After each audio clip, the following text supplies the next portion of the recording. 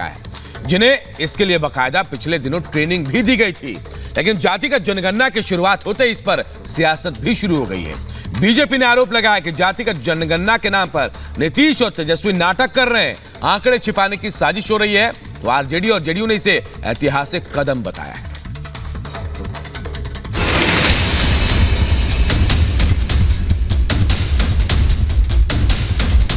बिहार की सियासी बिसात पर नीतीश कुमार ने बड़ा दांव चला है।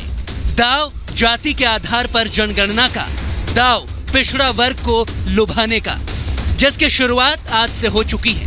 लेकिन इसके साथ ही शुरू हो गई है सियासत, जैसे बिहार का राजनीतिक गलियारा अब तपने लगा है। बीजेपी ने आरोप लगाया कि जातिगत जनगणना के नाम पर नीतीश और तेजस्वी यादव नाटक कर रहे हैं, आंकड़े छिपाने की साजिश की जा रही है।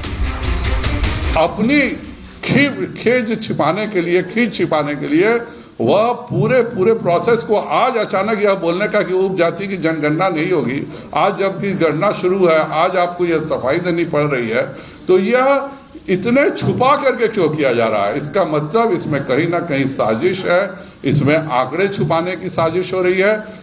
आपको सामने आना चाहिए कि जाति में अलग अलग उपजातियां हैं, तो एक उपजाति का जो नाम देखिएगा, विभिन्न जातियों में उपजातियां, तो उससे नहीं ना सब कुछ पता चलेगा। तो इसीलिए हम कहे समझा तो करेगा, तो आप लोग भी जानते ही सब बात उसको देखते हुए, हालांकि अब उतनी समस्या नहीं आई है, धीरे धीरे सब ठीक हो रहा है। नीतीश जाति में सियासी भविष्य देख रहे हैं। बिहार में जातिगत जनगणना के पीछे जेडीयू और आरजेडी का मकसद पिछड़ा वर्ग को लुभाने का है। इसके बहाने नजर 2024 के लोकसभा चुनाव और साल 2025 के विधानसभा चुनाव पर है। और यही वजह है कि तमाम खींचतान के बावजूद जातिगत जनगणना की शुरुआत हो चुकी है। इस काम के लिए बाकायदा बिहार के 5 लाख से ज्यादा कर्मचारियों को काम पर लगाया गया है। 2 चरणों में जातिगत जनगणना पूरी होगी।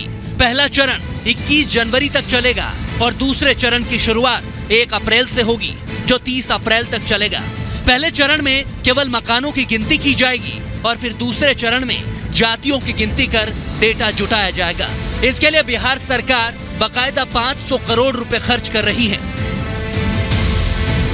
आजादी के बाद से लेकर अब तक की जनगणना में सिर्फ अनुसूचित जाति और अनुसूचित जनजाति के लोगों का आंकड़ा ही बताया जाता था, लेकिन बाकी जातियों का डेटा पब्लिश नहीं होता था। हालांकि अब बिहार में जातीय जनगणना की शुरुआत हो चुकी है। दावा किया जा रहा है कि आंकड़ों के आने के बाद पिछड़े और अति पिछड़े वर्ग के लोगों की शैक्षणिक, सामाजिक, आर्थिक और राजनीतिक स्थिति का पता चल सकेगा। जब प्रधानमंत्री जी से इस विषय पर मुख्यमंत्री जी मिलने गए तो बीजेपी के प्रतिनिधि भी वहां जाकर कहने गए कि जातीय जनगणना होनी चाहिए। उसके बावजूद अगर कोई व्यक्ति बीजेपी का नेता बोल रहा है तो उन्हीं से पूछिए कि दोनों जगह 2 रूप क्यों है आपका। मई 2023 तक जातिगत जनगणना पूरा करने का लक्ष्य रखा गया है और इसके जरिए नीतीश कुमार पिछड़ा वोट बैंक को मजबूत करने की कोशिशों में जुटे हुए हैं। लेकिन इसकी शुरुआत होते ही बीजेपी ने कई सवाल खड़े किए। बीजेपी ने पूछा है कि नीतीश ने इस बारे में सर्वदलीय बैठक क्यों नहीं बुलाई। जातिगत जनगणना का प्रारूप और इसमें सवाल आखिर क्या पूछे जा रहे हैं।